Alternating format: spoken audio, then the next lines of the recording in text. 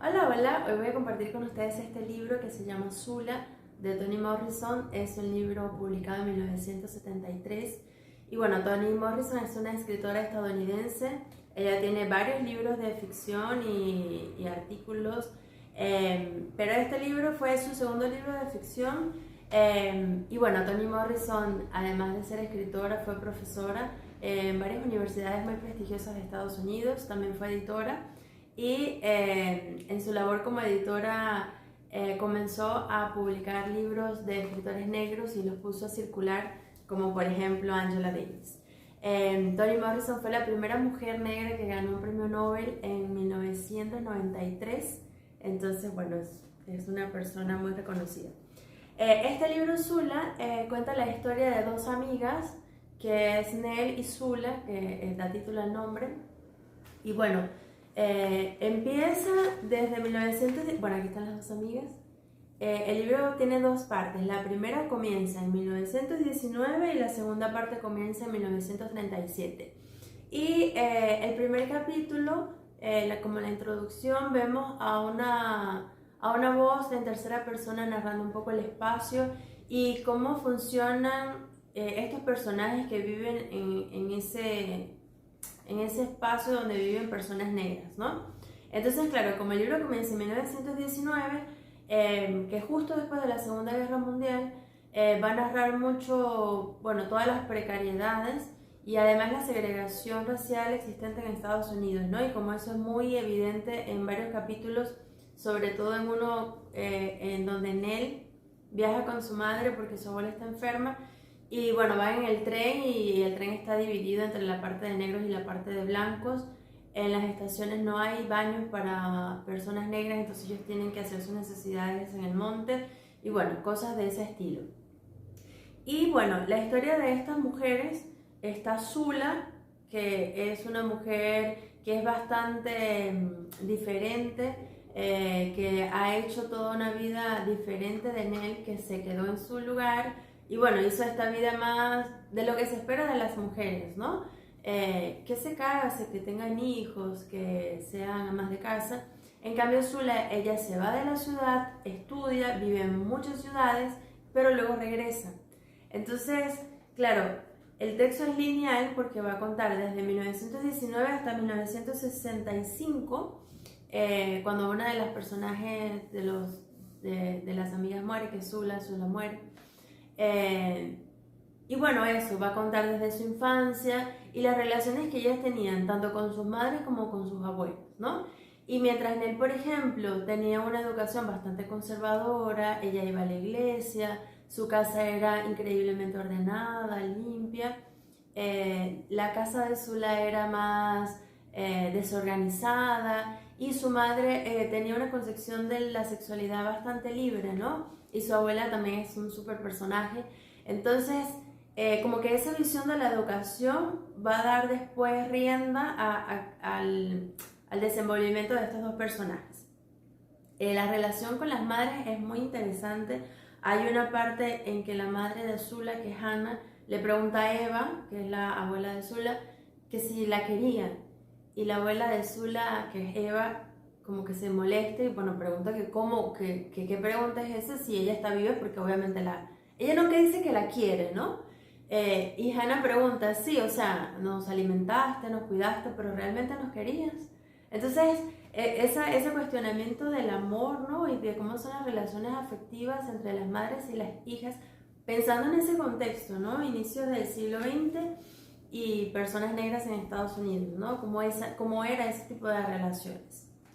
Pero hay una parte donde se describe un poco a Zula, ¿no? Que es lo que realmente me interesa un poco. Entonces les voy a leer esa parte. Dice así: en cierto modo, su extrañeza, su ingenuidad, su afán por la otra mitad de la ecuación era el resultado de una imaginación ociosa. Si tuviera pinturas o arcilla, o conociera la disciplina de la danza o cuerdas, si tuviera algo para usar su tremenda curiosidad o su don para la metáfora, podría haber cambiado la inquietud y la preocupación por los caprichos por una actividad que le hubiera proporcionado todo lo que ansiaba. Y como cualquier artista sin forma artística, se volvió peligrosa. Entonces esas eran como las definiciones de Zula, ¿no? Una mujer peligrosa porque tenía una vida más libre, porque no siguió con ese patrón social exigido a las mujeres. Entonces, bueno, el libro va un poco, no solamente de la amistad de estas dos mujeres, que es una amistad bastante intensa, que está urdida sobre todo a través de un secreto, de algo trágico que pasa.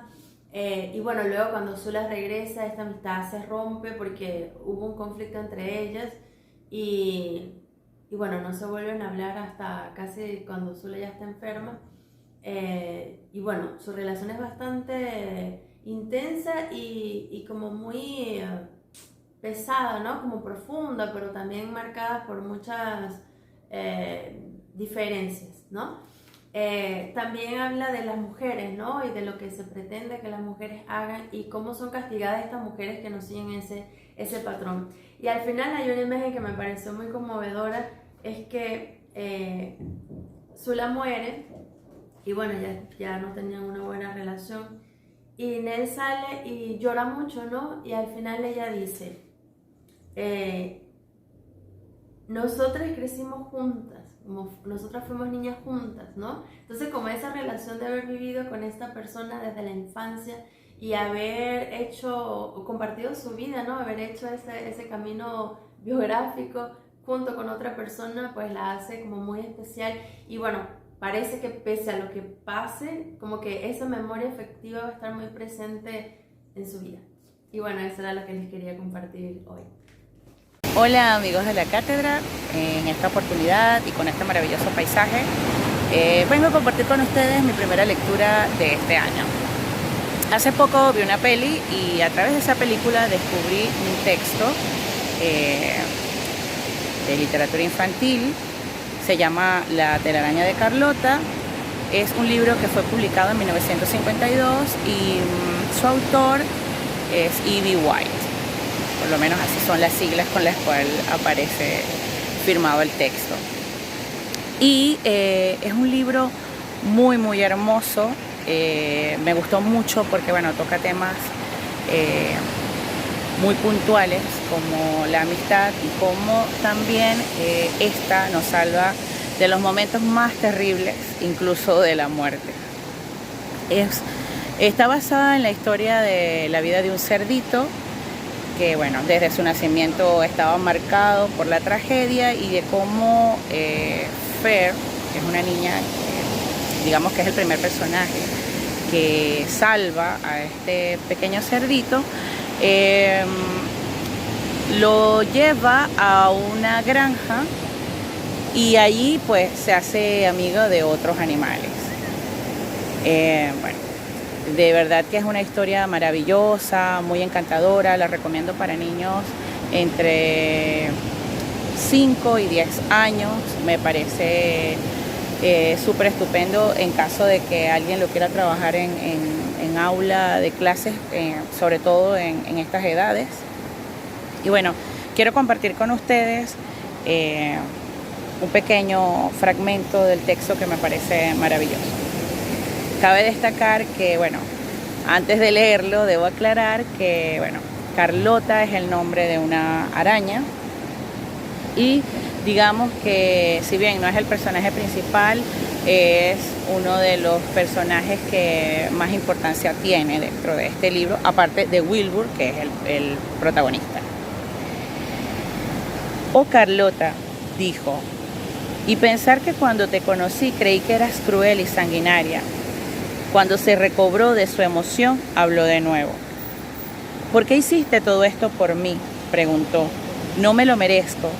Jamás hice nada por ti. Has sido mi amigo, replicó Carlota. Eso es algo tremendo.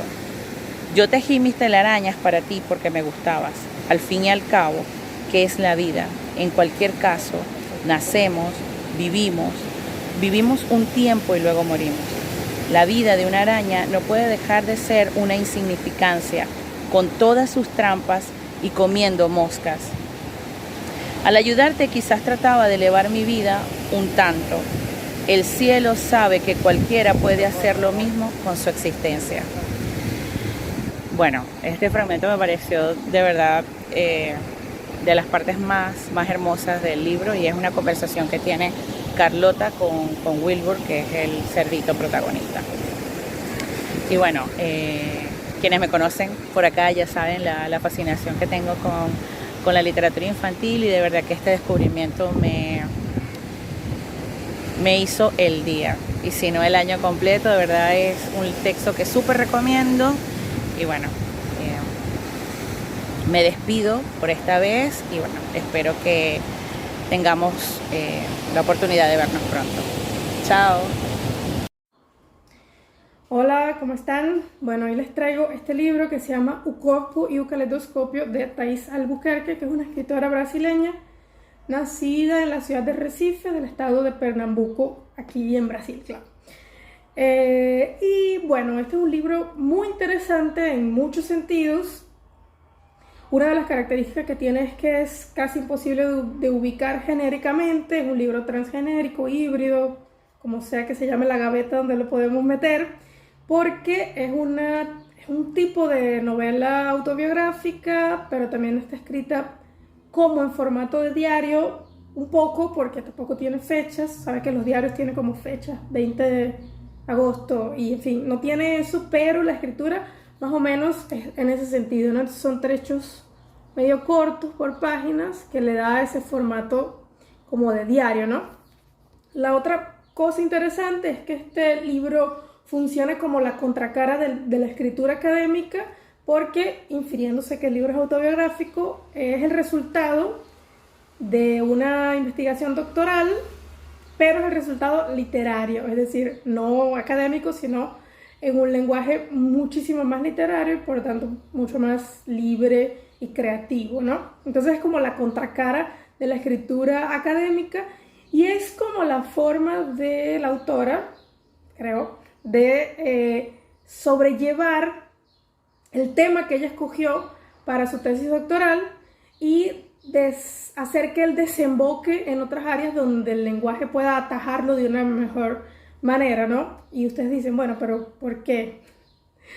Bueno, la cosa es que el tema del libro, todo el libro, es dictadura y literatura. Entonces, ella va a analizar la literatura de varios países que pasaron por dictaduras militares, como Chile, Argentina y Brasil.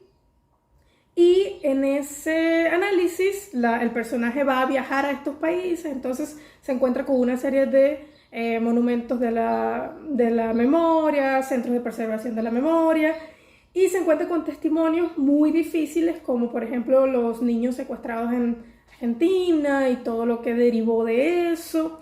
Entonces parece que el tema que ella está trabajando, el personaje, decide llevarlo a la literatura para asumirlo desde otra perspectiva, ¿no? El libro tiene otra característica, que es que está todo escrito en minúsculas, no tiene mayúsculas en ningún lado, y los diálogos se entremezclan, los diálogos de otras personas y los del personaje se entremezclan dentro del discurso prosaico de la novela. Yo le voy a decir novela por hoy. Escogí un trecho para leerle, un poco largo, pero es uno de los que creo que sintetiza esa idea de que la literatura podría atajar mejor ese tema tan difícil, testimonial, sobre la dictadura en América Latina, ¿no? Bueno, dice así: la literatura me desgarra y me construye.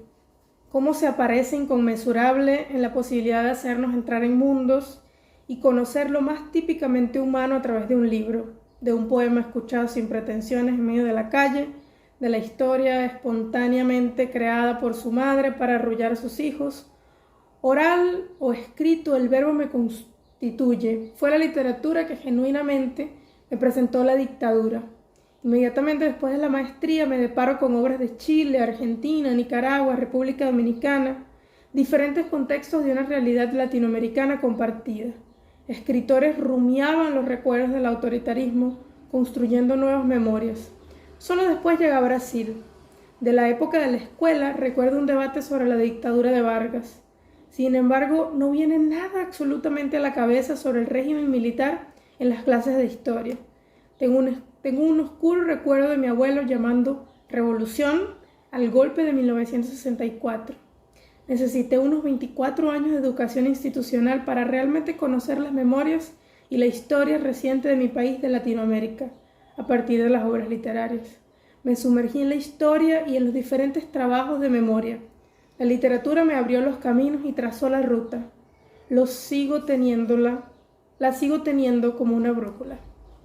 Entonces, bueno, el que se quiera acercar a la obra, solo está en portugués por ahora, yo la estoy traduciendo en español, pero pronto la podremos comprar por ahí. Es un libro muy interesante. Y la escritora tiene Instagram, creo que es Thais Albuquerque, alguna cosa así, algún guión bajo, pero la encontrarían en Instagram fácilmente. Ya comparte cosas en el Instagram como plataforma. Bueno, chaito. El poema 29 de mi libro La tentación de la vida. Alguien sonríe mientras el día cae.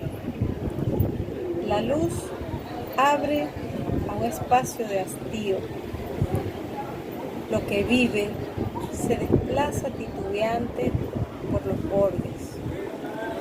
Un paso en falso supone hundimientos, resquebrajarse.